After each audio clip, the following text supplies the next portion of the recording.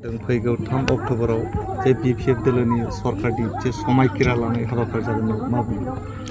बिथाङा आगोलबो बुंदोंमोन 2020 मायथाइयाव जे प्रमद बर'आ सरकार दानाय समाव बिथाङा बुंदों बिनि सरकारा मास मोनसेल' बिनि सरकारा मास मोननैल' र' धाम दाननि उनावनो बे सरकारा बायगोन फैयै फैयै फुरा 5 बोसोरखौनो प्रमद बर'आ सरकार सालायबाय। दिनै जेबो इस्यु गैयिनि थाखाय बिथांमोना बुंदों जे जोंनो सरकार दाफिनगोन। माबोरै दागोन?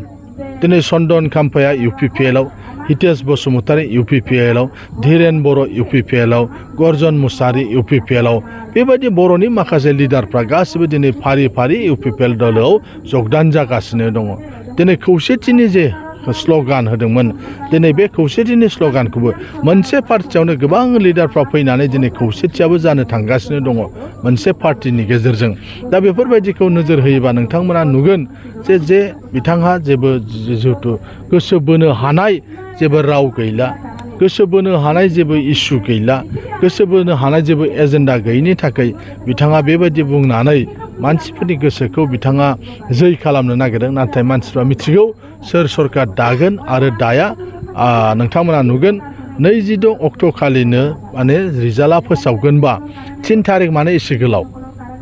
जोंथ' सरकार दानायनि साननै उनावनो जों रिजाल्टनि साननै उनावनो जों सरकार दानो हागोन। साननै उनावनो गभर्नमेन्टआ लेंहरगोन, गभर्नरा लेंहरगोन सरकार दानो थाखाय। 3 थारिख मानो नांगौ?